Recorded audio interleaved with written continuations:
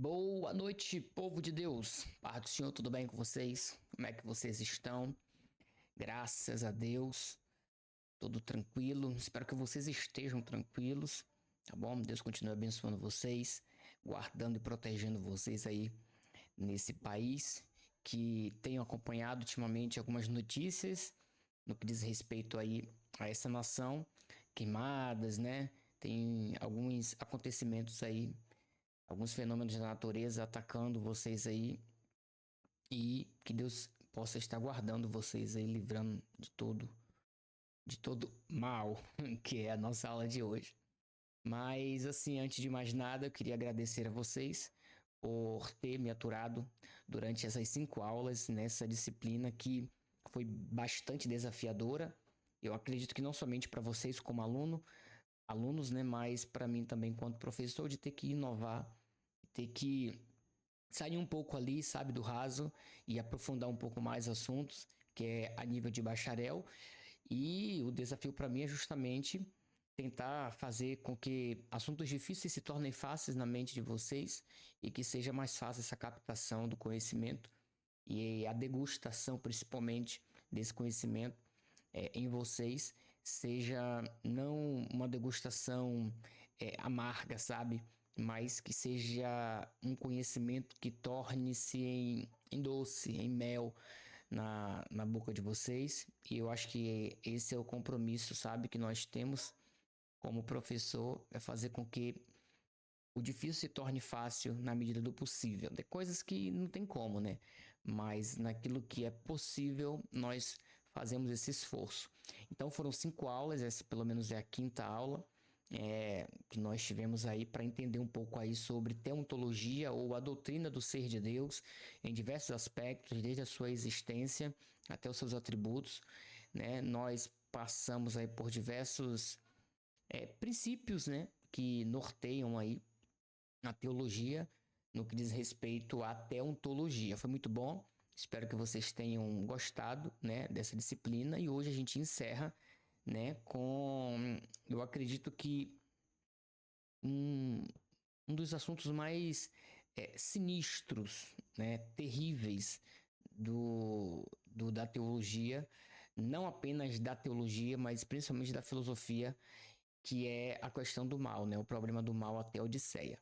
Mas foi muito bom, né, estar com vocês essas 5 aulas, e eu espero que vocês aproveitem essa também, que não vai ser uma aula muito extensa, né? Eu acho que essa aula vai ser até mais curta do que de costume. Acredito que fica ali em torno de 1 hora, 1 hora e 10, 15, né? E vocês vão entender o porquê.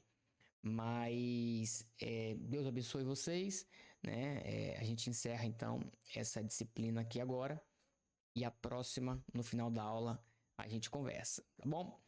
Vamos lá, pessoal. Vamos então para nossa recapitulação da aula passada.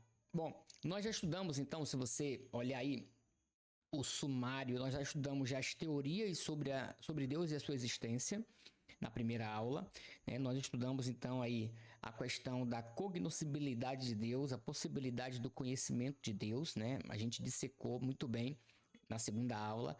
Na terceira aula nós trabalhamos a natureza de Deus e tentamos entender o que Deus é. E na aula passada nós vimos sobre os atributos e alguns nomes de Deus. Obviamente que não tratamos sobre tudo. Uma buzina, uma hora dessa, gente. Vocês ouviram a buzina aí? Deus ajude que não. E aí vem buzina, vem moto e vem os cachorros, né? Só o pai, na hora que eu vou gravar. E por fim, pessoal, tem a Teodiceia, né? Teodiceia, que é a nossa aula de hoje. Mas vamos recapitular um pouco sobre a questão dos atributos do nome de Deus. Basicamente, vocês sabem muito bem que os atributos são as características distintivas, né, da natureza de Deus. É aquilo que nós, enquanto seres humanos, atribuímos a Deus mediante as nossas características, né? Pelo simples fato de Deus ter nos criado a sua imagem conforme a sua semelhança, é possível e passível e cabível de que as nossas características também possam ser atribuídas a Deus. Isso olhando na perspectiva do homem para Deus. Mas como não foi o homem que criou Deus, foi Deus que criou um homem, então essas características, na realidade, elas partem de Deus para nós. Então nós fomos criados com essas características porque essas características vêm de uma causa não causada, que é Deus, né? Nós batemos muito nisso na aula passada. Apresentamos 3 métodos, né, para poder atribuir esses atributos, essas características a Deus, né? O primeiro método é o método da análise da perfeição infinita e absoluta. O segundo método é de inferir essas características a Deus pelas obras, né, que ele criou, aquilo que nós conseguimos enxergar em nossa volta. E no terceiro momento, obviamente, os atributos que aparecem nas Sagradas Escrituras, e a partir dele, então, nós fazemos teologia e atribuímos a Deus essas características, tá bom? Bom, trouxe aqui uma indagação, né, do Schaeffer, do Lee Schaeffer, né, diante da pergunta: Deus pode ser definido? Alguns escritores têm respondido negativamente, isso devido ao reconhecimento do fato de que nenhuma definição pode exaurir completamente a ideia em pauta, especialmente quando essa ideia ela é caracterizada pela infinidade, né? Contudo, na definição de uma coisa, não se exige que ela evidencie um conhecimento de todas as suas partes. Lee Schaeffer aqui, na realidade, está provocando a gente, e foi por isso que eu chamei ele para essa conversa, no sentido de que não necessariamente porque nós conhecemos alguns atributos, algumas características de Deus, que nós o conhecemos em sua plenitude. Conhecer as características nada mais, nada menos é uma percepção que nós temos de quem é Deus, mas não necessariamente ele pode ser definido com base nas suas características, entendeu? Atributos é exclusivamente para que nós possamos extrair de Deus as suas características e não para que nós possamos conceituar Deus a partir desses atributos. Beleza? Vimos então que os atributos eles podem ser comunicáveis ou incomunicáveis. Os comunicáveis são aqueles que Deus tem e que comunica, né? E que disponibiliza e que colocou no ser humano para que o ser humano também pudesse, de uma maneira assim bem clara, ter também. Então, são atributos em que Deus não apenas permitiu, né, que o ser humano ele obtivesse de Deus, mas que ele exercesse também de Deus esses atributos, né, bondade, santidade e misericórdia, coisas que a gente viu na aula passada. O segundo, os incomunicáveis, né, são aqueles que Deus não compartilha com nenhuma criatura. Por que Deus não compartilha? Porque esses atributos comunicáveis são atributos que tornam Deus ser Deus. São os atributos que fazem, de fato, ele ser Deus. Por conta disso, veja, ele não pode outorgar essa possibilidade ao ser humano. Porque no momento em que ele faz isso, ele possibilita que o outro ser humano seja tanto Deus, seja Deus quanto ele. Então, a diferença de comunicáveis para incomunicáveis é justamente que os incomunicáveis são os atributos que torna Deus Deus, né? Que torna Deus único, que torna Deus inconfundível, né? Que torna Deus, então, diferente, dessemelhante de outras criaturas qualquer. Beleza? Bom, começamos então pelos atributos incomunicáveis. Nos atributos comunicáveis nós falamos sobre perfeição, né? Ele é um ser perfeito. Nós trabalhamos sobre a aceidade, que é a característica da autoexistência de Deus, né? A aceidade vem da palavra azeite, né? Do latim, que significa literalmente de si mesmo, né? Deus, ele é um ser não causado, né? Ele é desde sempre, ele é eterno, né? Ele não tem uma causa, ele não é efeito como nós somos efeito de uma causa, e essa causa é Deus. Deus não tem uma causa, então ele é não causado. Ele não é autocausado, porque autocausado daria a ideia de que ele se criou, ou ele criou-se sozinho, né? Ou ele existiu em um determinado momento, numa eternidade passada, mas ele não é autocausado, ele é não causado, né? Não causado significando que ele não tem causa, ele é desde sempre, de eternidade em eternidade. Aí que vem a ideia de aceidade. a base bíblica para a seidade, dei vários exemplos aqui, né? Bom, depois nós vimos aqui alguns gigantes, né, da teologia que tratam sobre a aceidade, a autoexistência de Deus. Depois tratamos sobre a imutabilidade, pessoal. A imutabilidade é um outro atributo que é passivo só de Deus mesmo. Só Deus, ele não muda jamais. Tudo é mutável, né? Fazendo aqui uso das palavras de Heráclito, de Éfeso, um filósofo ali do século 4, 4 não, meu Deus, do século 6/5, né, antes de Cristo. Ele diz que tudo muda, né? Que a vida ela é uma constante mudança. Tem até aquela frase famosa de Heráclito que ninguém, todas as vezes que o homem ele se molha no rio, né? Ele entra no rio, se molha, quando ele sai, ele já não é mais a mesma pessoa, ele já mudou, né? Então, a cada segundo, o tempo faz com que nós passemos, né? Então, a cada segundo nós deixamos de ser o que éramos no segundo passado e somos o que é no segundo instante e não somos o que seremos no segundo posterior, né? Então essa ideia de mudança é uma ideia característica da criação, né? Daquilo que é criado. Deus ele é imutável porque ele não muda, ele é o Criador. Nós demos aqui alguns exemplos. Onipresença, Deus está em todos os momentos, em todos os lugares, né? Eu só fiz aqui uma ressalva para que você não confunda a onipresença. Deus está em todos os lugares, com Deus é tudo, em todos os lugares, né? Isso é panteísmo, eu deixei isso muito bem claro. Onipotente significa que ele é literalmente... E veja, eu quero que vocês até... Nessa recapitulação, lembre novamente dessa questão aqui da onipotência, tá? Porque na aula de hoje nós vamos tratar um pouco sobre ela. Onipotência significa literalmente que Deus ele tem poder ilimitado. Tem todo o poder, né? A expressão oni é todo. Então ele tem todo o poder. Não existe limite para Deus, né? Não existe impossível para Deus. Deus não está preso a nenhuma demanda, né? Física e metafísica, né? Deus ele está sobre tudo e sobre todos, né? O seu poder não é um poder limitado, minúsculo, né? Pequeno. Não é um poder pleno para uma coisa, mas para outra ele não é poderoso, não. Ele é todo poderoso em todas as circunstâncias, bom? Onisciência significa que Deus conhece todas as coisas, né, de modo completo e absoluto. Eu dei aqui alguns exemplos, né? E eu também falei sobre outros atributos incomunicáveis que nós não destrinchamos, mas aí fica a cargo de vocês, caso queiram se aprofundar, que busquem, né, com relação à soberania, infinitude, unidade, eternidade. Bom, são outros atributos incomunicáveis de Deus. Bom, saindo então dos atributos incomunicáveis, a gente viu também um pouco sobre os atributos comunicáveis.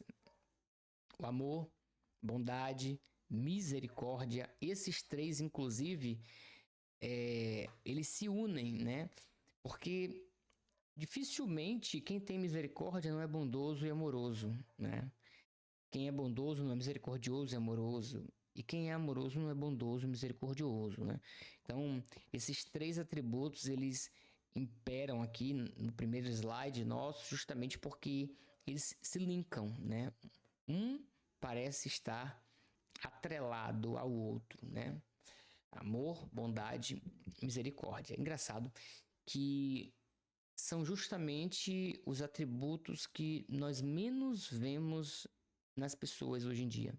São os atributos em que Deus ele permitiu que o ser humano obtivesse dele e que nós não queremos usar, né? É difícil, né? Muito difícil que nós exerçamos, né?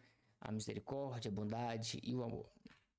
Além disso, existe a sabedoria, a justiça, santidade, né? Veracidade, que é a questão da verdade, né? Deus clama pela verdade. Deus, ele não apenas é verdade, mas ele determina que todos nós também falemos a verdade, sejamos verdade, andemos na verdade, né? A Bíblia está repleta de textos, prova, no sentido de que nós não podemos nos alienar não seria a palavra, mas ter vínculo, né? Se vincular, essa é a palavra, com a mentira, né? Porque tem uma expressão, né, que os antigos sempre usam, aquele que se mistura com a mentira, ou aquele que se casa com a mentira, se torna genro ou nora, né, do diabo.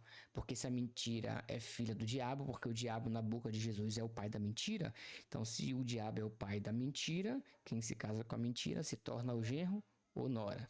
Então, esse vínculo, essa ligação, esse elo não pode ter entre o ser humano e a mentira, né? E, por fim, a gente tratou da liberdade. O ser humano é um ser livre, paz também, né? Beleza, depois nós saímos dos atributos, fomos para os nomes de Deus, e aí nós trabalhamos pelo menos, eu espero que vocês tenham entendido que nós trabalhamos 2 elos de nomes de Deus.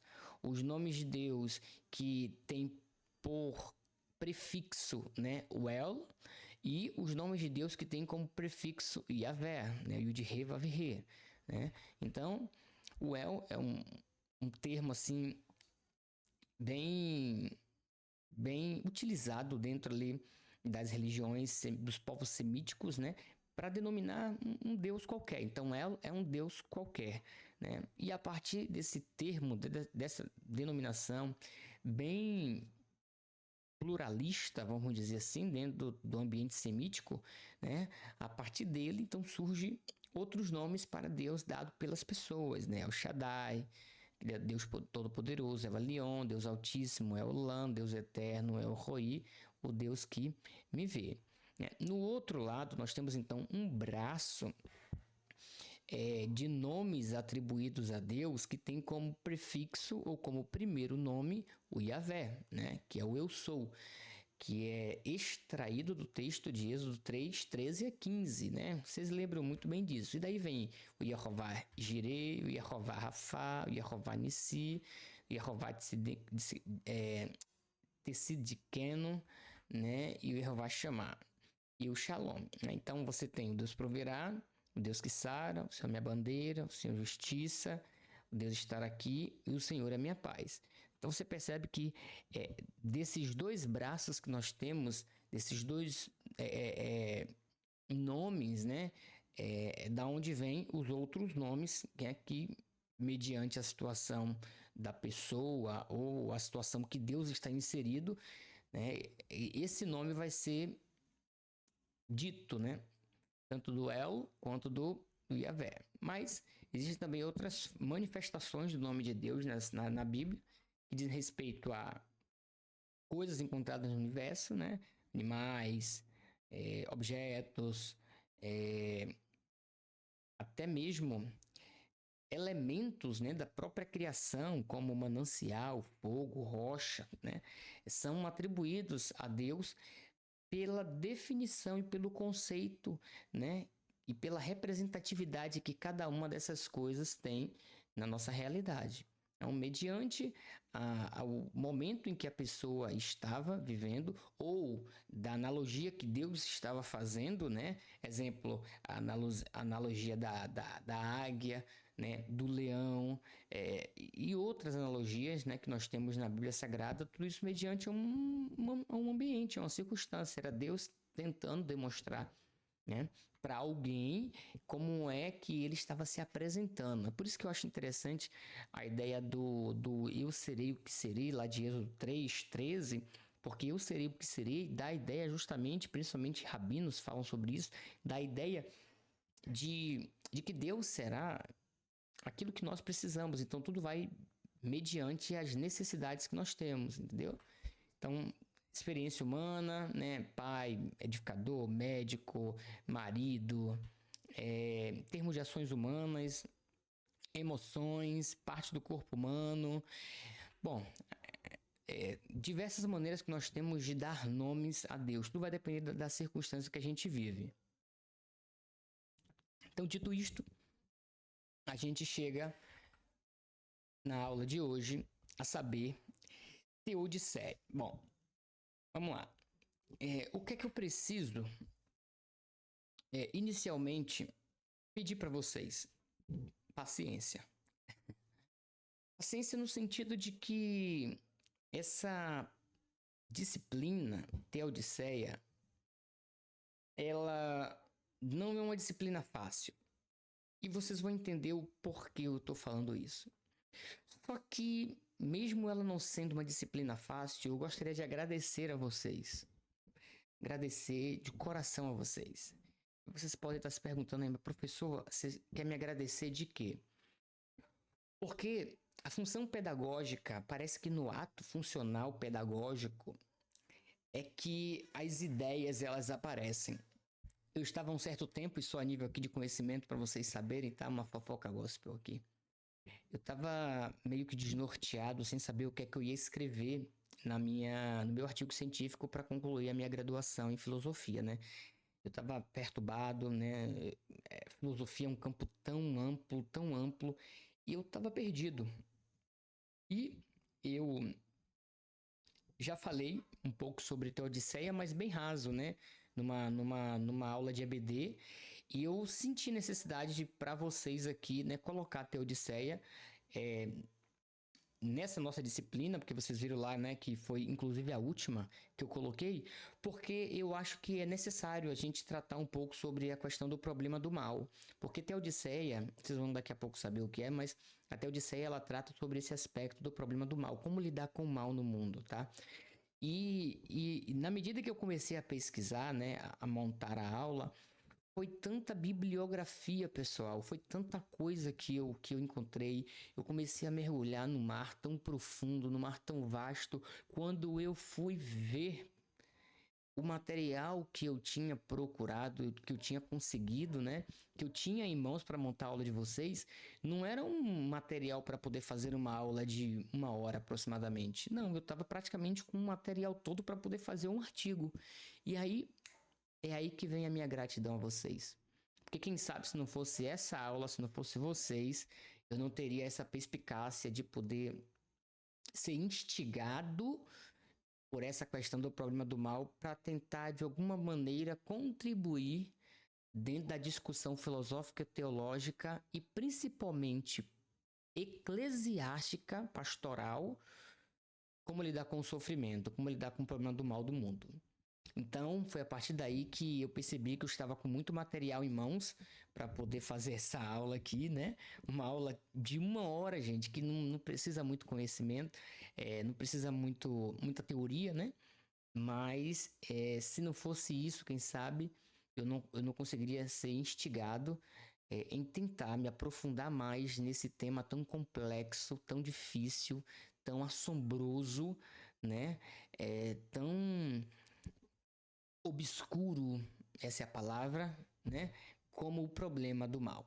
Então, de antemão, muito obrigado, né, a vocês, porque vocês foram peças chaves, né, para que eu pudesse ter uma ideia para fazer o meu artigo científico. Quando eu concluir, eu mando para vocês poderem ler e perceber o que é que eu pesquisei, trabalhei e me aprofundei na questão da Teodiceia. Mas vamos lá? Voltando à nossa aula de hoje, Teodiceia, mais conhecida como problema do mal. Vocês já ouviram falar sobre Teodiceia? Não? Então vamos lá. Vamos tentar desvendar então um pouco aqui esse mistério, tá bom? Teodiceia. O que é que esse termo Teodiceia significa? Bom, o termo Teodiceia é a junção de duas palavras gregas, né? Theos e de quê? Ou de kaiosseses, né?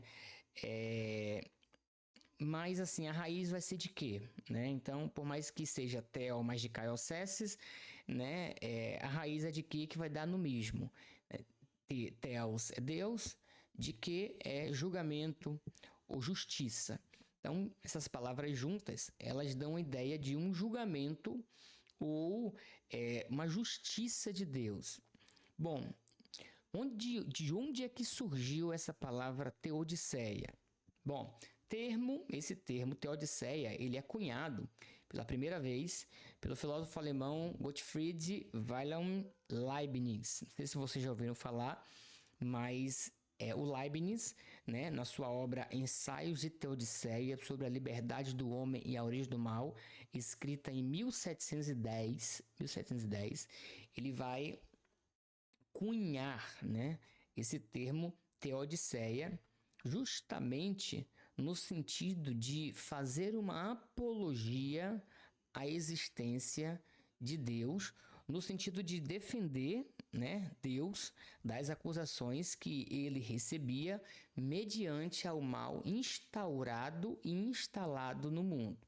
Então veja, é preciso que vocês entendam o seguinte aqui: Teodiceia, por mais que etimologicamente signifique justiça de Deus, né, ou julgamento de Deus, nas entrelinhas desse nome Teodiceia, existe uma perspectiva de defender Deus das acusações.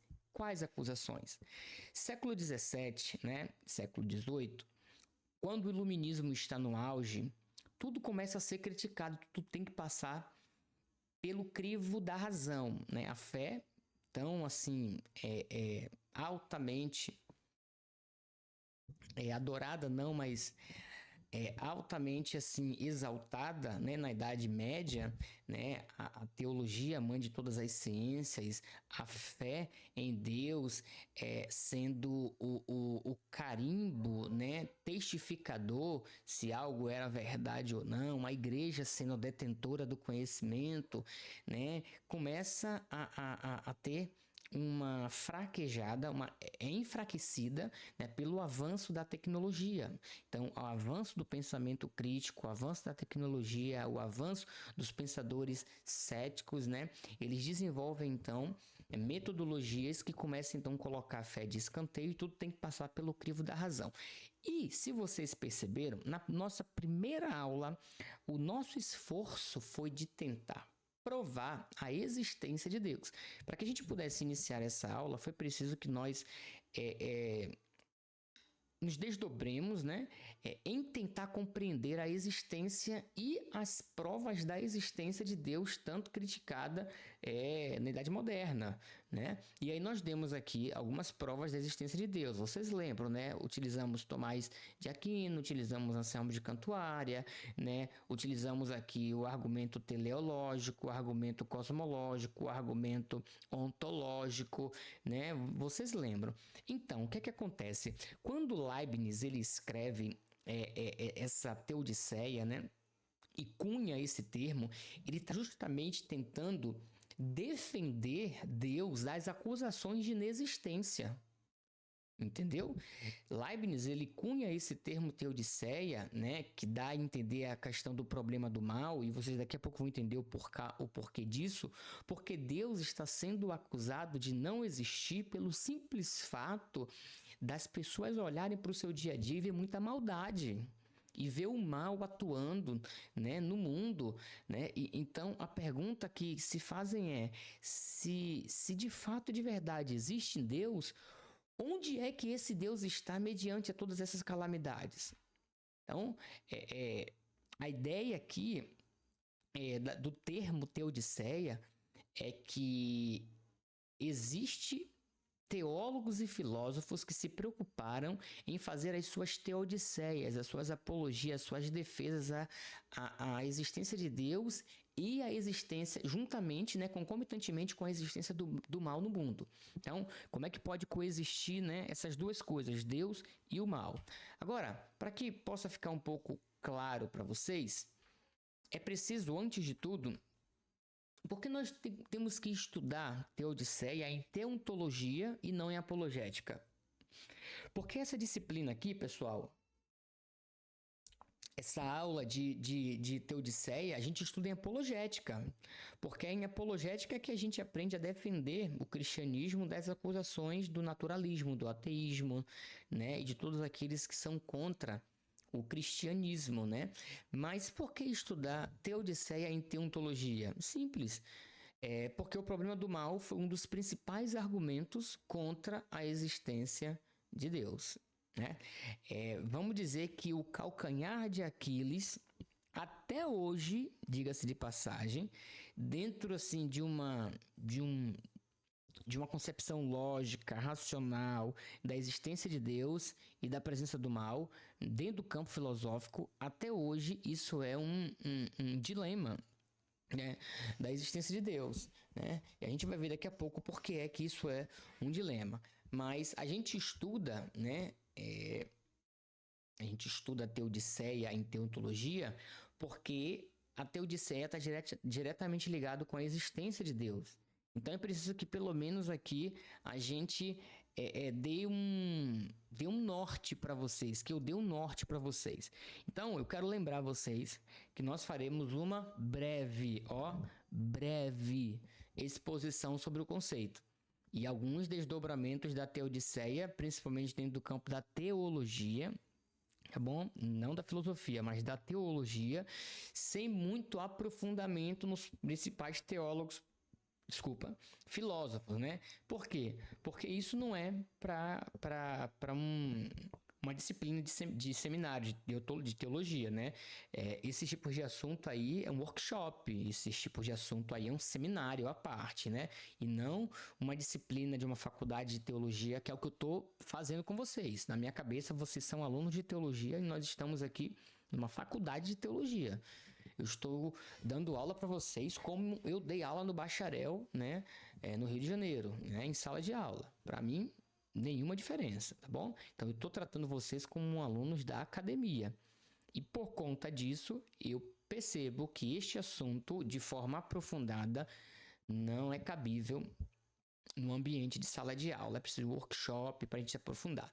Então, eu vou voltar a falar de teodiceia em amartiologia, ou seja, a doutrina do pecado, quando nós estivermos falando sobre o pecado, e vou voltar a falar sobre isso em apologética, né? Hoje eu vou só dar um toquinho para que vocês entendam porquê da discussão da teodiceia, quais são os principais problemas da teodiceia, alguns dos principais argumentos da teodiceia, alguns teólogos que trataram e como tratar a teodiceia, e deixar aqui eu amo isso, e deixar aqui várias pulguinhas atrás da orelha de vocês, para que vocês possam ficar coçando assim, ó, e pensando durante a semana como eu estou pensando até agora, tá bom? Vamos lá. Para começar nossa brincadeira aqui, é preciso. Hoje não é café, hoje é chá. Para acalmar o coração. É preciso que a gente distinga, né, os dois tipos de mal. Existem dois tipos de mal, né? Para a gente começar a nossa conversa. Existe o mal natural, né? Assim que é tratado os conceitos de mal dentro da academia filosófica, tá, pessoal? E teológica também. Existe o mal natural. Esse mal natural, eles são as anomalias produzidas pela própria natureza ou toda situação difícil, todo sofrimento, toda causalidade, tudo aquilo que acontece de forma natural, né? Sem a iniciativa, sem o dedo do homem, né? Então, tudo aquilo que acontece de forma natural é chamado de mal natural, né? Então, catástrofes como terremotos, maremotos, vulcões, catástrofes como tsunamis, catástrofes como furacões, né? O Londrina, né? Por exemplo, catástrofes da natureza, né? Incêndios provocados pelos raios solares. Bom, tudo isso que é provocado pela própria natureza, né? É considerado mal natural. O mal moral é o segundo tipo de mal. E esse aí já é todo tipo de malignidade causada por motivos humanos, por conta da maldade do ser humano, por conta daquilo que está no coração do ser humano. Então, o mal moral é todo mal que é produzido de alguma maneira pelo ser humano. Por quê? Porque só o ser humano é um ser moral, né? O animal não é um ser moral. Então, eu vou te dar um exemplo. Se um boi, né, com um chifre gigantão mata uma criança, por exemplo, né, isso pode ser considerado um mal moral? Não, isso seria um mal natural. Agora, se alguém mata um boi, né, a troco de nada, isso já seria um mal moral. Por quê? O detentor da maldade, né, quis fazer. Ele foi movido por um instinto dentro dele, ético, moral, de maldade, né, de ódio, de ira, um sentimento altamente escrupuloso que fez com que esse cidadão, esse indivíduo, tirasse a vida de um animal a troco de nada. Então, todo mal que é produzido voluntariamente por um indivíduo que sabe o que está fazendo, né, esse é considerado um mal moral. Beleza? Até aqui tudo bem? Pois bem, eu preciso falar para vocês agora, e eu vou utilizar o Herman Bavinck, vou trazer ele aqui para a nossa discussão, para que ele possa abrir a nossa visão com relação a um fato interessante. O mal ou o problema do mal, principalmente a origem do mal, é um mistério. E aqui eu vou usar o Herman Bavinck nessa discussão. A origem do mal, vai dizer ele, é um mistério. O mal não veio de Deus e, ao mesmo tempo, não está excluído do seu conselho. Então aqui a gente precisa entender o seguinte, ele está dizendo da concepção do Bavinck que o mal, né, que a origem do mal não vem de Deus. Óbvio, eu também concordo, não vem de Deus, né? Ao mesmo tempo, não está excluído do seu conselho, ou seja, o mal não vem de Deus, mas Deus sabe que o mal existe. Depois da questão da própria existência, diz Bavinck, a questão da origem do mal é o maior enigma da vida e a cruz mais pesada que o intelecto tem de carregar.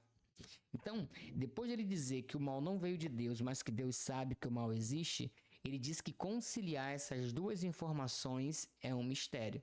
E aí ele diz que depois da nossa existência, né, a origem do mal é o maior enigma da nossa vida. E é a cruz que a gente é obrigado a carregar. Por quê? Porque o intelecto não consegue dar conta de explicar a origem e o porquê do mal. O intelecto não dá conta. Pensando nisso, eu trouxe aqui então uma afirmação do Clifton S. Lewis, né? O famoso C.S. Lewis. Ele vai dizer o seguinte, pessoal, e aí eu quero que vocês rapidamente aí dialoguem entre vocês aí, se vocês concordam ou não com a afirmação do C.S. Lewis. Ele diz assim, ó, o mundo não é nem inteiramente bom, nem inteiramente mal. Ele é o mundo bom que Deus criou e que se tornou mal, mas que ainda retém na memória o que era para ter sido e não é. Gente, isso aqui é muito, muito maneiro. Pensa aí. Ele está dizendo o seguinte, o mundo, ele não é inteiramente bom, mas também não é inteiramente mal. Como é que o mundo não é nem inteiramente bom, nem inteiramente mal? Bom, o mundo, ele é bom porque Deus criou bom. É isso que ele está dizendo. Agora, ele não é inteiramente bom porque aconteceu um problema no mundo que fez com que o mundo se tornasse mal. Mas esse mundo que se tornou mal ainda tem na sua memória rastros, né, vestígios, memórias, né, do que era para ter sido, mas não consegue ser. Por quê? Aí vocês podem agora brincar de pensar aí. Por quê? Porque aqui o mundo ele era para ter sido bom e não é bom. Por quê? Pecado, Adão, Satanás, maldade do ser humano. E aí? Aí existem diversas possibilidades. Então, é justamente essas milhões de possibilidades que existem que fez com que o problema do mal fosse um problema sério, principalmente para a igreja, para os teólogos. Como responder essa indagação? Como responder de onde é que vem o mal, de onde é que brotou o mal, porque o mal ainda existe, onde é que está Deus nessa situação? É nesses momentos de dificuldade que nós somos afligidos e o nosso coração é esmagado por não termos resposta para essa situação. E justamente é nessa área que os naturalistas, né, que os ateístas, que aqueles que são contrários, né, à fé, eles nos atacam. E um dos maiores atacantes, né, do cristianismo, nesse sentido de atacar o cristianismo, nessa essência do mal, foi o Mac. Inclusive dentro daquele comboio lá dos 4 cavaleiros do ateísmo, né? O Mac ele vai dizer o seguinte, pessoal. Os argumentos tradicionais a favor da existência de Deus têm sido assaz criticados pelos filósofos, vai dizer ele. Mas o teólogo, e aí aqui agora eu tô me dirigindo a vocês, teólogos, mas o teólogo, e o Mack também, né? O John L. Mack. O teólogo, se quiser, pode acatar essas críticas. Então ele já começa dizendo assim pra gente, que é teólogo, ó, vocês estão sendo atacados, né, por conta do problema do mal, né? O problema do mal tá fazendo com que Deus não exista, vocês estão sendo atacados, mas vocês podem acatar essas críticas, ou seja, vocês podem calar a boca de vocês. Aí ele continua. Ele, ou seja, o teólogo, pode admitir que nenhuma prova racional da existência de Deus é possível. E pode ainda preservar tudo o que é fundamental para sua posição ao sustentar que a existência de Deus é conhecida por uma via não racional. Penso, ele vai dizer, entretanto, que uma crítica mais efetiva pode ser feita por meio do tradicional problema do mal. Então aqui ele começa a introduzir o problema do mal aqui na discussão.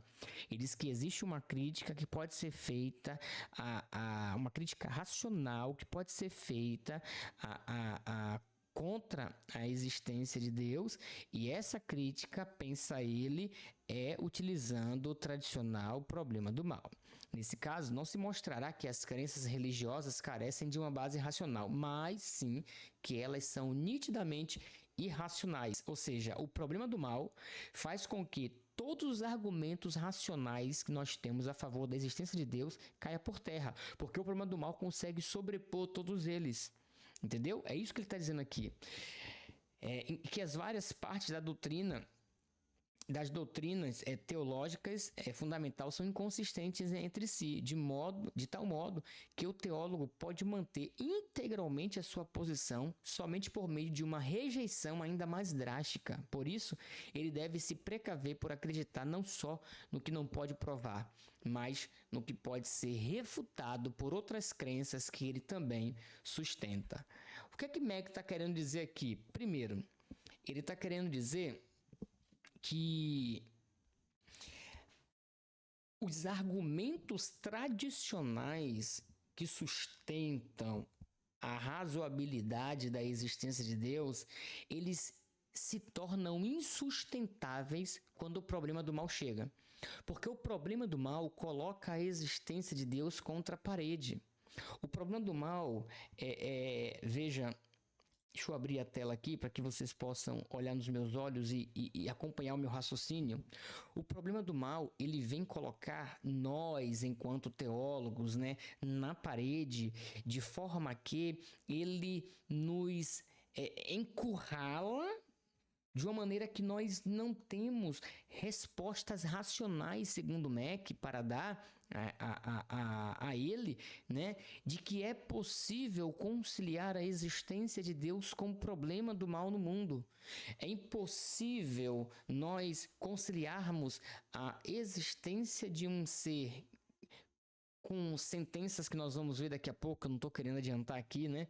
Mas é impossível você de alguma maneira sustentar a razoabilidade de um Deus bondoso, poderoso e a existência do mal. É por isso, inclusive, que eu coloquei aqui, ó, que o problema do mal aniquila a fé de muitos. É aqui, no problema do mal, que a fé de muita gente é esvaída, né? Justamente por não encontrar resposta para as adversidades, para as catástrofes, né, que ocorrem no seu dia a dia. Pessoas se afastam da fé por conta do problema do mal, e um dos maiores exemplos é ele. Não sei se vocês já ouviram falar dele, mas esse cara aqui, o tal do Bart Ehrman, esse teólogo aqui, ele é sinistro. Ele era cristão, né? Mas ele se tornou não ateu, né? Mas ele deixou de ser cristão, né?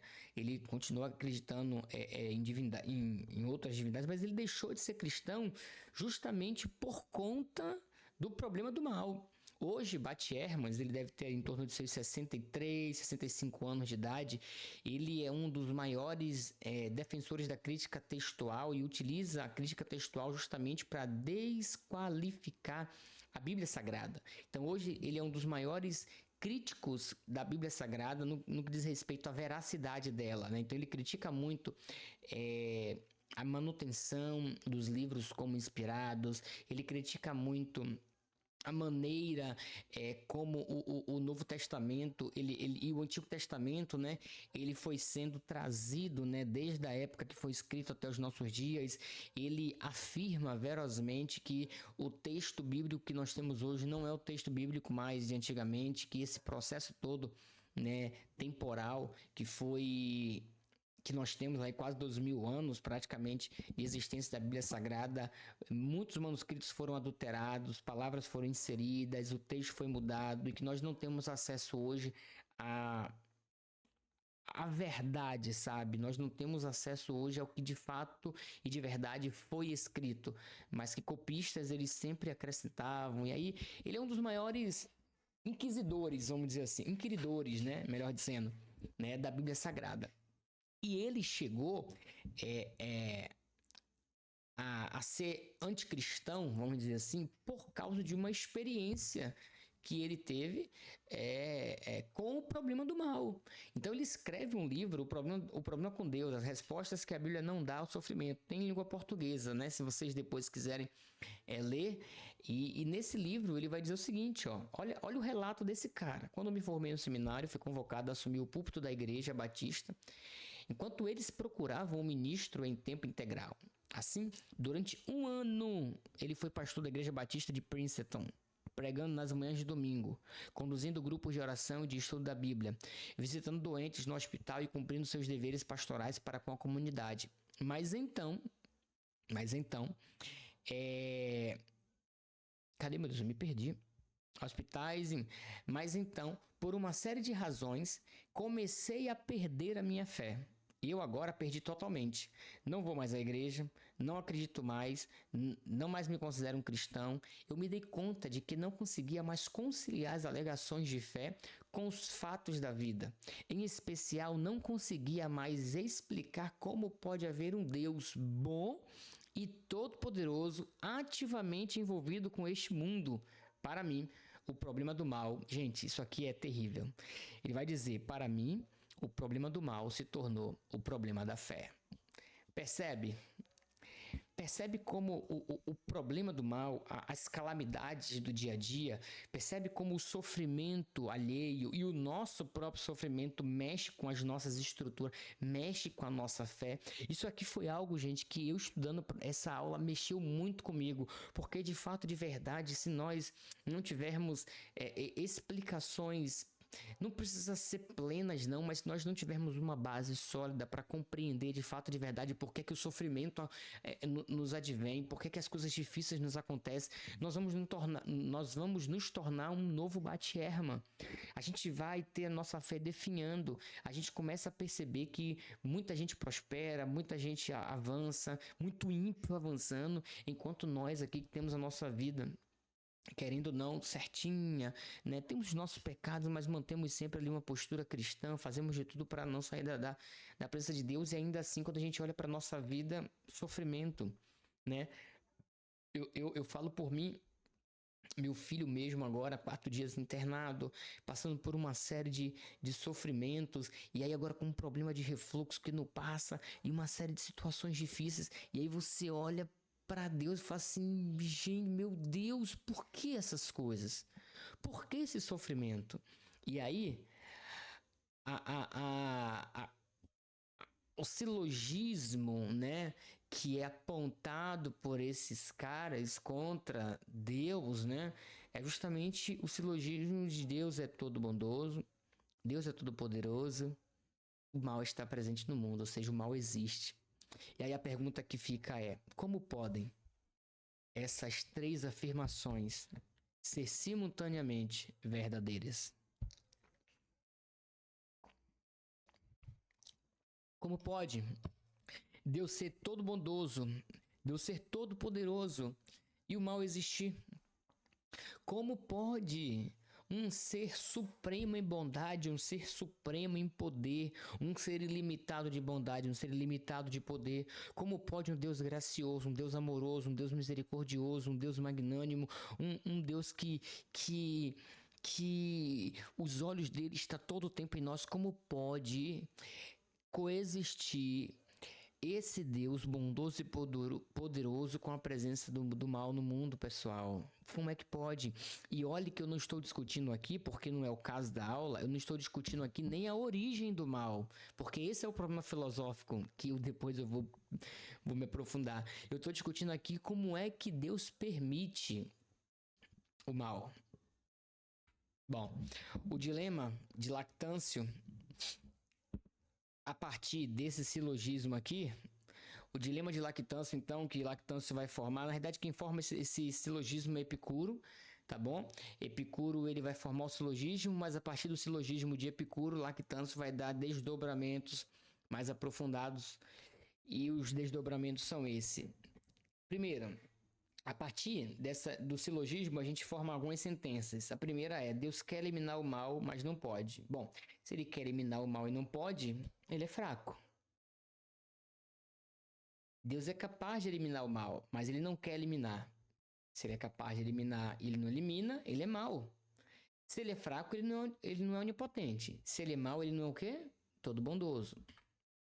Deus não quer, nem é capaz de eliminar o mal. Sendo assim, ele não é onipotente e não é bondoso. Esse dilema aqui, pessoal, ele corrói com qualquer estrutura humana no auge do seu sofrimento. Por fim, a gente ainda tem mais uma aqui, ó. Deus quer e é capaz de eliminar o mal. Então Deus é bom e poderoso. Mas se ele é bom e ele é poderoso, ele quer, por que ele não elimina? Se Deus ele é capaz, se ele quer eliminar e ele é capaz de eliminar, e ele, como nós acreditamos, ele é todo poderoso, todo bondoso, por que ele não elimina? É por conta desse dilema, então, que Maqui ele vai dizer o seguinte: de modo bastante simples, pode-se dizer que o problema se apresenta desta maneira. Deus é onipotente, Deus é totalmente bom, mas ainda assim o mal existe. Parece haver alguma contradição entre essas três proposições, de tal modo que, se duas delas forem verdadeiras, seja elas quais forem, então a terceira será falsa. Mas todas as três são, ao mesmo tempo, partes essenciais da maioria das posições teológicas. O teólogo, aí ele fala com você que está me ouvindo aí. O teólogo, ao que parece, tem de aquecer todas as três ao mesmo tempo e não pode fazê-lo de modo consistente. Gente, o que é que o Mack está dizendo aqui pra gente? Ele está dizendo o seguinte: das três sentenças, das três premissas, é impossível você unir duas delas como verdadeiras e manter a terceira verdadeira. Para Maqui, se você diz que o mal existe e que ele é todo poderoso, se ele é todo poderoso e o mal existe, isso significa dizer que ele tem todo o poder, ele pode eliminar o mal, porque ele tem todo o poder e ele não elimina. Então, se ele tem todo o poder e não elimina o mal, ele é o quê? Ele é um malévolo. Ele não é bondoso. Ele quer que o mal exista. Ele quer ver o sofrimento. Bom, se ele é todo bondoso e o mal existe, então ele não é todo poderoso, porque ele é bondoso. Se ele é bondoso, seria da vontade dele que não existisse mal no mundo, porque ele é bondoso. Logo, se o mal existe, é porque ele não tem poder para fazer isso. Você quebra então a onipotência de Deus. Agora, se ele é todo poderoso e todo bondoso, e o mal existe, entra em contradição. Entra em contradição. Se ele é todo bondoso, ele é todo poderoso, a ideia seria que o mal não existisse, mas o mal existe. Então, se o mal existe, obviamente, você quebra aqui as premissas, né? As duas primeiras premissas, né? Porque o mal existe. É possível ver o mal no mundo. Então, é a partir desse dilema, pessoal, que os teólogos eles foram, durante muito tempo, né? Atacados, né? E principalmente o próprio Deus. É daí que vem a ideia das teodiceias, né? Que são as maneiras pelas quais os teólogos e os filósofos tentaram responder e dar solução para esse silogismo. E algumas soluções possíveis são: Deus é todo-poderoso, Deus é todo bondoso, o mal existe, ou seja, lembra que eu falei para vocês? Mas aqui ele disse que não tem como você manter as três juntas. Beleza, eu posso não manter as três juntas, mas eu posso acrescentar mais uma. E aí, alguns, eles atribuem mais uma premissa nesse silogismo para tentar atenuar a situação. Então, Deus é todo poderoso, Deus é todo bondoso, o mal existe e ele tem um propósito para o mal.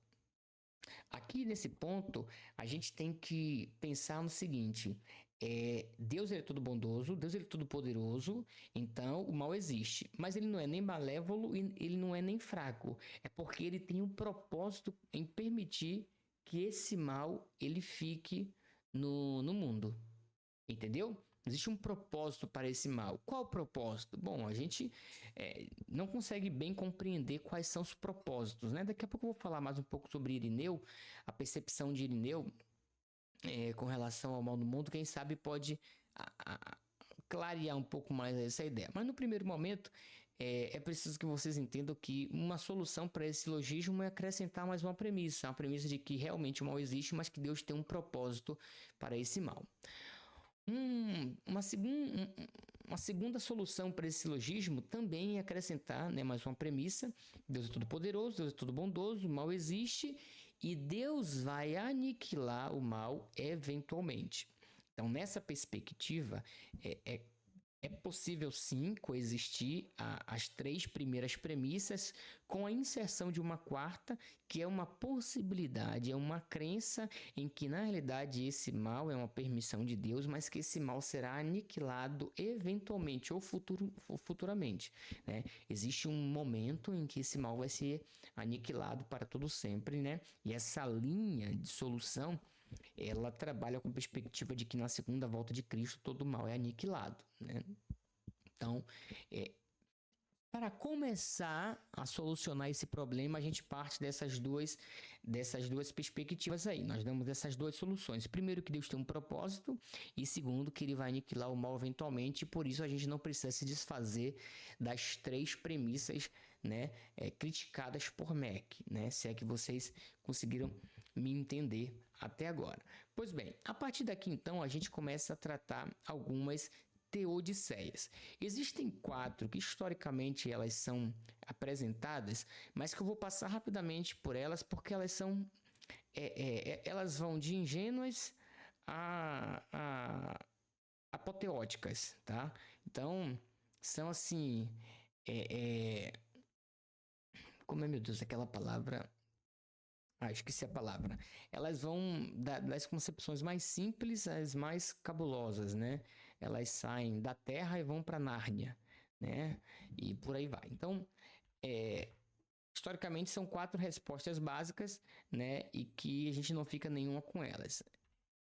Primeira é que Deus não existe, o mal não existe, né? Quase nenhum pensador mantém essa posição hoje, mas ela foi afirmada por ninguém menos do que Friedrich Nietzsche, né? Um dos maiores pensadores aí século XX, né? Entre outros. O problema desta posição é que o ser humano não pode escapar da realidade do mal. Então não tem como você dizer que o mal não existe. O mal existe, ele está aí. Você negar o mal é você ser muito ingênuo. É você olhar para a sociedade e negar o mal é de uma ingenuidade que só, né? Então, principalmente para o pensador do cabedal do Nietzsche, né, do porte do Nietzsche, você realmente tentar inferir de que o mal ele não existe, né, chega a ser infantil. Uma segunda vertente é que Deus não existe, mas o mal existe, né? Essa é a posição comum do ateísmo, né, nas suas várias formas, como no humanismo, no positivismo, no marxismo, no existencialismo, no ateísmo, no naturalismo e por aí vai. O problema é que assim todo mal é apenas uma percepção humana. No fim, o mal se torna algo totalmente relativo, né? Por exemplo, a partir dessa posição, que era o mal para os nazistas, né, não era o mal para os judeus e outras minorias que foram perseguidas por elas. Então, na visão do ateu, já que ele tira a figura de Deus de cena, mas ele continua acreditando na realidade do mal, possível, né, que a interpretação, então, do mal seja dada mediante ao viés, né, e a percepção de quem sofre o mal, né? Então, para uns o mal pode ser mal, para outros não é mal. Então, Hitler, para ele tá fazendo um bem, mas para os judeus, o Hitler, ele foi um mal muito grande, né? A terceira resposta é que Deus existe, mas o mal não existe. Esta é a resposta do panteísmo em suas diversas formas, como o hinduísmo e o budismo. Em última instância, tudo é Deus, então o mal não existe em sua essência. As coisas somente parecem mais para o entendimento do iluminado. Então essa ideia aqui é meio cabrusca, né? É mais ou menos assim. Deus existe, né? Porque tudo é Deus. Lembra do panteísmo? Tudo é Deus, Deus é tudo.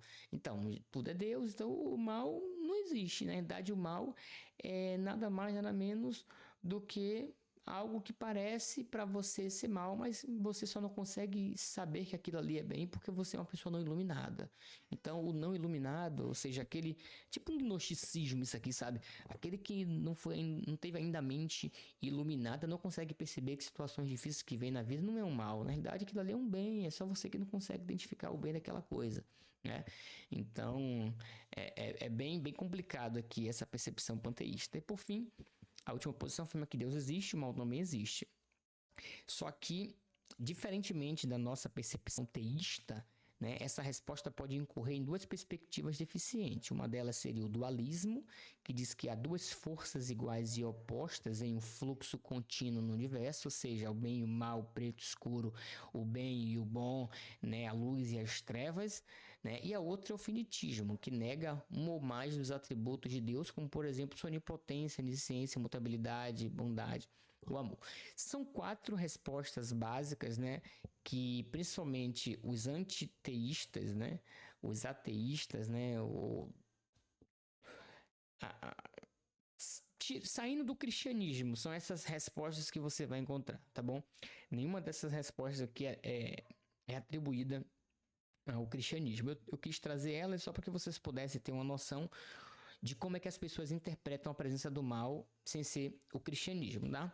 Mas aí o cristianismo o que é que vai dizer? Vamos lá, vamos começar por Irineu de Lyon. Irineu de Lyon, século aí 2 para 3, ele vai dizer o seguinte: ele dizia que os seres humanos, e aqui começam as teodiceias cristãs, tá, pessoal? Então aqui a gente tem que começar a prestar um pouco de atenção, porque aqui começa a surgir vieses cristãos de como lidar com o mal, beleza?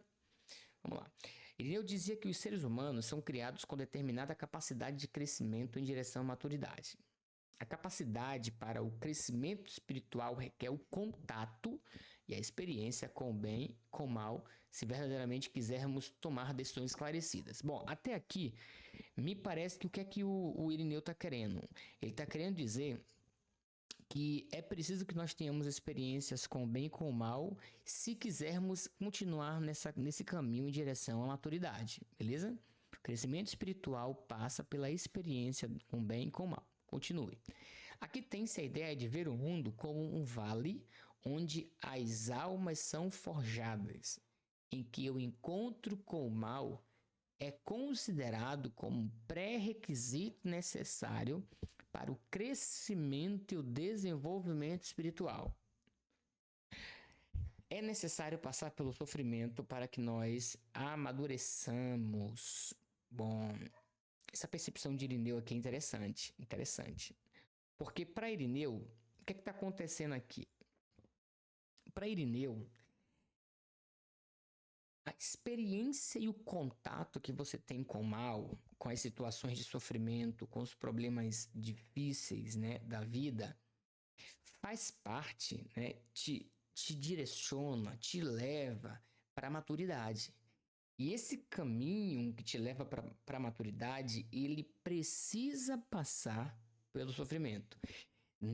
Inclusive, eu acho muito interessante quando ele fala assim, ó, que a ideia dessa teoria dele é que nós precisamos passar pelo vale onde as almas são forjadas. Então existe um vale, esse vale se chama mal, se chama sofrimento, se chama dificuldade, se chama adversidade. Do outro lado, né, o vale fica sempre entre 2 montes. Então você está no monte, tem um vale, e no outro monte está a maturidade, está o crescimento, o desenvolvimento espiritual, né? Está o amadurecimento da vida cristã. Então, para que você possa chegar lá, você não tem como pular, não existe uma ponte, você tem que descer no vale onde as almas elas são forjadas, né? Na Idade Moderna, John Hick, ele deu continuidade nessa ideia de Agostinho, de Irineu, afirmando categoricamente, né, as palavras de Irineu, dizendo que de fato o sofrimento ele é como um condutor, né? Ele é como um meio, né? Até utilizar aqui um pouco as palavras de Agostinho, mas é uma maneira de você chegar até a maturidade espiritual, né? Tem muito a ver com a Bíblia, né? Tem muitos textos bíblicos, né, que tratam sobre essa questão. A gente poderia utilizar aqui esse argumento de Irineu de Lyon para encontrar base bíblica, né? Mas eu acho interessante essa perspectiva, de fato, eu vejo que a diversidade ela forja realmente, mas eu acho um argumento para o problema do mal muito raso, né? Ele responde até o ponto A, né? Os nossos problemas, mas ele não responde o ponto B, C e até o Z, né? Ele só responde o A. Saindo de Irineu de Lyon, a gente chega no grande nome, né, da patrística que trata sobre o problema do mal, né? Existe uma obra inteira de Agostinho só para tratar sobre isso, né, chamada Livre-Arbítrio. Professor, o senhor leu ela toda? Não. Vou mentir para vocês, não li ela toda. Não li ela toda, né? Mas essa é uma obra espetacular, né? Que já está no meu, como é que eu posso dizer, no meu carrinho, né, de compras, né? Porque eu vou precisar dela. Ela vai ser ali a obra de entrada, vamos dizer assim, né, do meu trabalho, para que a gente possa entender um pouco a percepção daquele que norteou praticamente todo o pensamento ocidental no que diz respeito a como lidar com o problema do mal, né? Agostinho de Hipona, ele tem uma obra chamada Livre-Arbítrio, né? Tá de ordem pública aí, você pode baixar em qualquer lugar, né? E ele trata exclusivamente sobre esse problema. Então, Agostinho ele vai afirmar que a criação foi perfeita e não pode atribuir a existência do mal a Deus. Com isso, ele aponta que a criação, como boa e uma consequência direta do mau uso da liberdade, foi a maneira pelo qual o mal ele se instaurou no mundo. Então ele começa tirando Deus da jogada, né? Ele gasta, inclusive, 1/3 do livro tirando Deus da jogada, apresentando provas, né, para a existência de Deus e dizendo que o mal não veio de Deus. Depois ele começa a desenvolver o seu raciocínio no sentido de que se Deus ele não criou o mal, né? Se a gente não pode atribuir o mal a Deus, a quem atribuir? Sendo que ele criou toda a sua obra boa. Bom, a única coisa que ele colocou na sua obra que pudesse de alguma maneira trazer ou fazer aparecer o mal foi o homem. E Deus cria o homem moralmente. E o que Deus coloca no ser humano que faz dele um ser moral é a liberdade. Porque a liberdade humana é o elemento que Deus introduz no ser humano que faz o ser humano ser moralmente bom ou moralmente mal. A liberdade humana, então, foi aguçada pela tentação. Então, de onde é que vem o mal? É de Deus? Não, porque Deus criou. Deus não é mal, Deus não pode ser mal. Então foi da criação. Não, mas calma aí, Deus criou tudo bom. Então foi da onde da criação? Não, foi do homem. Tá, mas o homem pecou com base em quê? Com base na sua liberdade. Mas para que essa liberdade fosse aguçada, precisaria de algo para aguçar no ser humano essa vontade de fazer o errado. Quem foi que aguçou? A tentação por meio de Satanás. Então, é a tentação por meio de Satanás que fez Eva pecar. Então, a gente chega num possível culpado da origem do mal, Satanás. Mas Satanás, ele foi criado junto com os anjos. E calma aí, gente, mas Satanás foi criado junto com os anjos. Satanás foi criado bom? Foi criado bom? Foi. Tá, se Deus é bom e criou Satanás bom, de onde é que veio o mal? O mal brotou no coração de Satanás. E esse mal que brotou no coração de Satanás veio por meio de um sentimento chamado orgulho. E esse orgulho fez com que Satanás quisesse ser igual a Deus. Ele queria assumir o lugar de Deus, né? E é por aí que Agostinho aponta como uma consequência do mal. Então Agostinho ele chega na conclusão de que de fato e de verdade o mal ele chega no coração de Satanás em forma de orgulho. Mas se Deus criou tudo bom, como Satanás, um anjo de luz, sendo criado com outros anjos bons, pode ter tido no seu coração essa maldade. Como é que pode ter surgido no coração de Satanás essa maldade, sendo que Deus cria tudo bom? Bom, quanto a esse problema, Agostinho, segundo Alice McGrath, ele parece ter se calado. Por que ele se calou? Porque não tem gente. Quando você termina a obra de Agostinho, pelo menos com base em algumas pesquisas que eu fiz, eu li alguns artigos científicos com base nisso, e parece que a ideia é que quando você termina de ler a obra de Agostinho, o que fica bem claro para os leitores de livre-arbítrio é que o problema está justamente na liberdade de escolher ser ou não ser, fazer ou não fazer. Então parece que no fundo, o mal é a privação do bem. Não é que o mal sempre existe, é que na verdade o bem sempre existe. Quando você não faz o bem, o mal aparece. É como uma sala, né? Que enquanto ela tá com a luz acesa, ela tá toda iluminada. Mas quando a luz apaga, a escuridão vem à tona. Não é que a escuridão existe, é que a luz ela foi embora.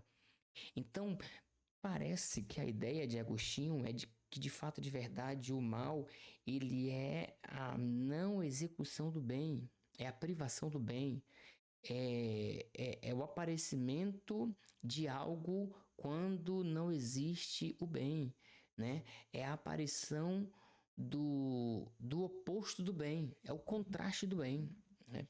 Mas eu ainda fico com a ideia de que me parece que para Agostinho o problema do mal está justamente no uso da liberdade humana. A liberdade humana é que faz com que o indivíduo, o mal apareça, sabe? É como se o mal não existisse, mas a partir do momento em que o ser humano usa, não usa, né? Deixa de usar o bem, o mal aparece. E aí algumas perguntas, né? Provocativas aqui para vocês agora, para a gente já ir para a parte final da aula. Quando analisamos o problema do mal, de qual prisma nós estamos olhando a situação? Por que eu faço essa provocação, pessoal? Porque a gente costuma muito falar do mal, do sofrimento, pelo nosso prisma. Mas quando a gente está falando do mal, a gente tem que falar do mal da teodiceia, ou seja, da justiça, da defesa, do problema do mal, na ótica de Deus, ou da egodiceia. O que seria a egodiceia? É a gente o tempo todo está tentando resolver o problema do sofrimento com base na nossa ótica. Nós também, pelo mal que sofremos, colocamos Deus na parede e perguntamos onde é que Ele está. Quando na realidade nós deveríamos estar dando provas cabais de que o sofrimento que nós temos é fruto de uma permissão de Deus para algum fim que nós não conseguimos mensurar. Por quê? Porque a nossa mente é limitada. E pelo fato da nossa mente ser limitada, é impossível nós aceitarmos e pensarmos em uma possibilidade do porquê nós estamos sofrendo. É tipo o livro de Jó. Quando você analisa o livro de Jó, é basicamente a mesma coisa. E aí eu trouxe aqui um exemplo só para vocês ficar. Gente, eu não tô dizendo para vocês que é nisso que eu acredito, tá? Eu só tô instigando vocês a pensarem. Pense numa coisa. Quem criou esse quadro? Aí nós temos um quadro da Mona Lisa, né? 1506, Leonardo da Vinci. Beleza. Vocês acham que esse quadro ele foi o primeiro a ser criado? Vamos lá. Esse quadro, ele tá em algum lugar, né? Tá em algum museu aí hoje. Vamos supor que você entra lá nesse museu, você pega esse quadro e rasgue. Vai ser crime? Vai. Por quê? Porque o quadro não é seu. O quadro não é seu. Se o quadro não é seu, você não tem legitimidade para rasgar essa obra. Agora imagine que Leonardo da Vinci, ele pinta esse quadro e ele percebe que uma unhazinha ali não ficou legal. Ele rasga o quadro. Ele rasga o quadro. Tem algum mal nisso? Tem algum mal nisso? Não. Por que não tem nenhum mal? Porque a obra é dele. Essa analogia serve para quê? Para que a gente possa entender que lidarmos com o sofrimento do outro e até com o nosso próprio sofrimento é lidar com o sofrimento de uma obra que não é nossa, é de Deus. E que ele tem um controle dessa obra. Gente, isso aqui é doido. Isso aqui pode ser como uma flecha no nosso coração. É difícil de aceitar. Mas pense que o sofrimento que nós passamos esse sofrimento por uma vontade de Deus. E nós somos obras de Deus. E se Deus quiser nos levar, nos matar, nos rasgar, sabe? Ó, tô aqui, ó. Eu pego um pedaço de caneta, faço alguma coisa, não gostei. Eu rasgo aqui, ó, e jogo fora. Se eu fizer isso com papel, você vai dizer assim: ah, é só um papel. Ele fez um rascunho, o rascunho não ficou bom, ele jogou fora. Mas se eu pegar esse mesmo exemplo e levar para Deus? Se tem uma vida aqui, gente, eu tô sendo assim, bem grotesco, tá? Mas só para vocês entenderem onde é que eu quero chegar. Tem uma vida aqui que tá passando por um sofrimento e a pessoa morre, e aí você se pergunta, gente, mas onde é que tá Deus? E aí tem o 11 de setembro, 11 de setembro vem e derruba, mata centenas de vidas, e você se pergunta, cadê Deus? É como se ele estivesse fazendo assim, ó, pegando e jogando fora. Não dá aquela ideia de um Deus malévolo, de um Deus escroto, de um Deus sem coração. Não dá essa ideia? Dá, gente. Dá. É por isso que o problema do mal, ele é um mistério. É um mistério que nós não conseguimos de maneira nenhuma lidar com ele. Né? O problema do sofrimento, o problema do mal no mundo é um mistério que nós não conseguimos lidar com ele. Aí eu te pergunto assim, ó. E se a Teodiceia devesse ser percebida como recompensa, ou seja, sendo o mal o demérito de quem não receberá a recompensa? Ou seja, se o mal fosse uma maneira de Deus recompensar quem faz as coisas erradas. Nesse caso seria o modo de separar o joio do trigo, mas isso aqui, ó, é pensando no inferno. Pensando no inferno, não o inferno sendo um mal, mas o inferno sendo um bem, mas um bem dentro da perspectiva da justiça divina. Tá vendo onde é que eu quero chegar? Eu tô querendo chegar com vocês numa linha de raciocínio bem tênue de que é muito difícil a gente querer julgar Deus e atribuir culpa a Deus pelas coisas que acontecem no mundo, porque a gente quer sempre olhar pela nossa ótica. E a nossa ótica, a nossa egoticeia, como eu dei o nome aqui, é perceber que todo mal que acontece no mundo é um mal para nós. Mas será que é um mal para Deus? Nós não temos acesso àquela oniperspectiva, lembra que nós vemos? Nós não temos acesso a essa oniperspectiva de Deus. Por quê? Porque ele não nos deixou nem nas suas escrituras. Então é difícil de nós conseguirmos enxergar como é que Deus enxerga o mal. É difícil nós conseguirmos enxergar como é que ele percebe o mal, sabe? E aí, eu utilizando aqui para encerrar a aula, mais uma ideia de Agostinho. Agostinho, ele sempre usa os seus argumentos com a ideia do bem maior, né? Como uma perspectiva de que todo sofrimento que a gente passa por um bem maior. E aí ele usa, né, uma percepção interessante na obra dele, que é a ideia dos meios e fins. Então, para Agostinho, todo sofrimento que a gente passa aqui é um meio para um fim benéfico, né? Então, toda dificuldade que acontece é uma dificuldade que acontece como meio para um fim benéfico. Mas ainda assim, isso não explica a origem do mal, a origem e o problema do mal. A gente consegue refutar o MEC. A gente consegue refutar o MEC. E o Alvin Plantinga, ele escreveu um livro muito interessante, né? Deus é o problema do mal, Deus e o livre-arbítrio. Se não me falha a memória, é isso. Onde ele refuta o MEC, né? Inclusive, hoje o Alvin Plantinga é o que detém, né, o argumento primordial para derrubar essa perspectiva da inexistência de Deus por causa do problema do mal, né?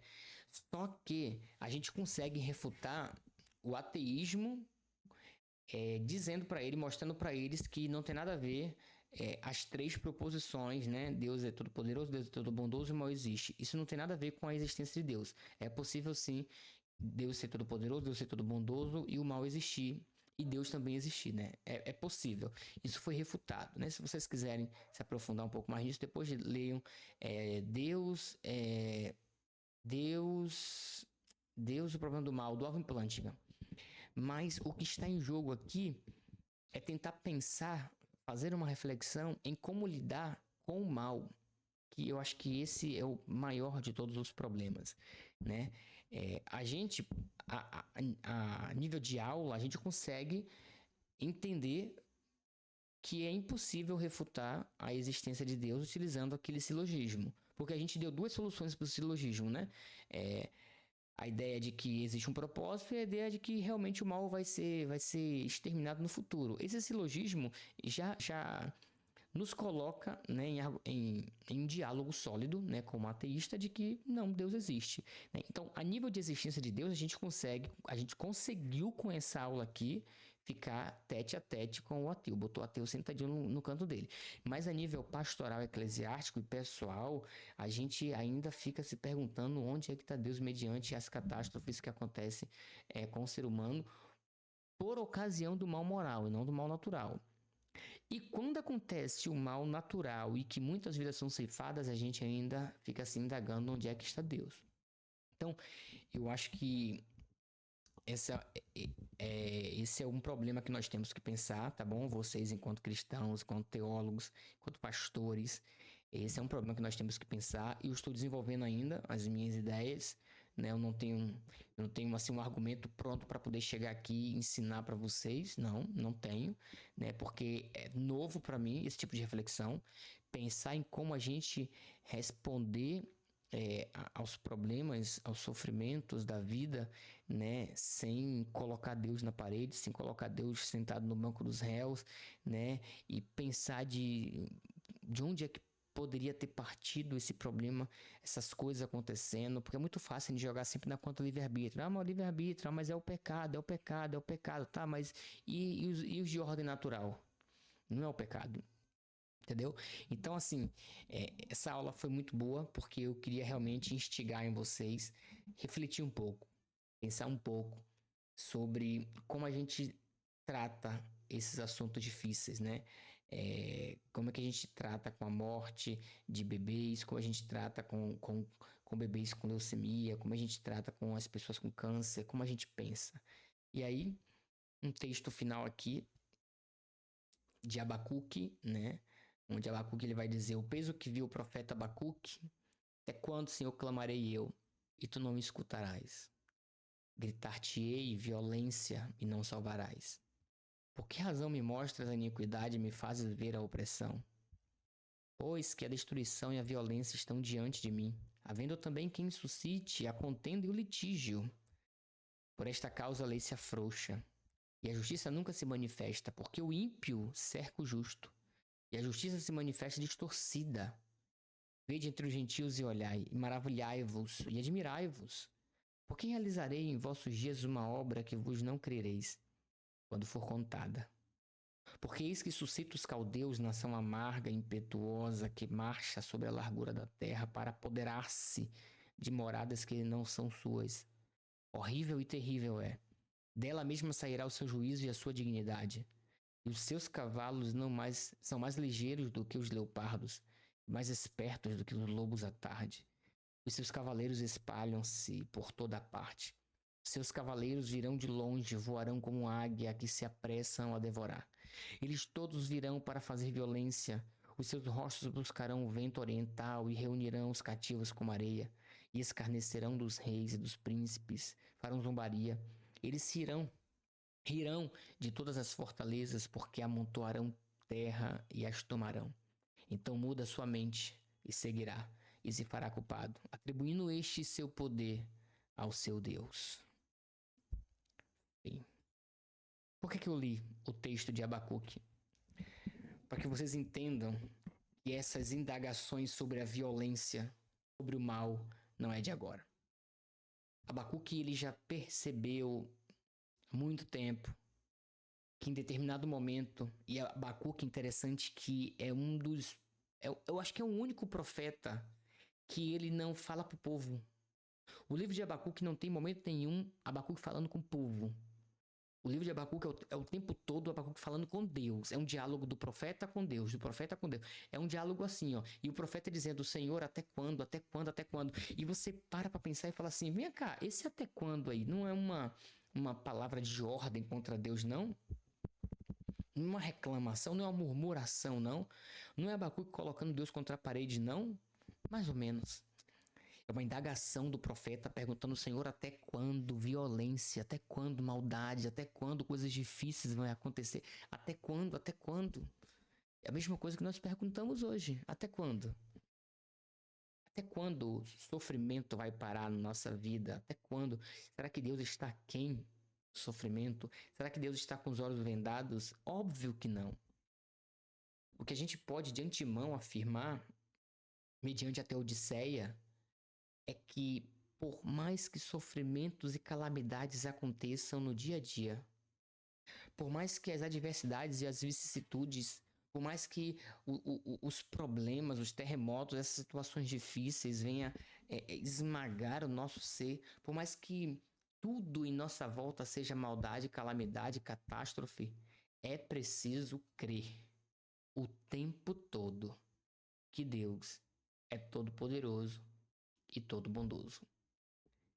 Se o mal existe e ele é verídico para mim, eu consigo enxergá-lo no meu dia a dia, eu consigo enxergar a maldade principalmente em mim, eu também preciso entender que Deus é todo poderoso e todo bondoso.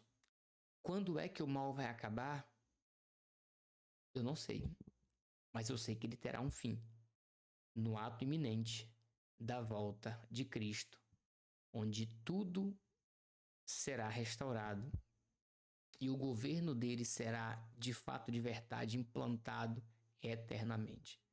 Na Nova Jerusalém, como fala o livro do Apocalipse, lá não haverá maldade, lá não haverá lágrimas, lá não haverá choro, lá não haverá tristeza, lá não haverá maldade.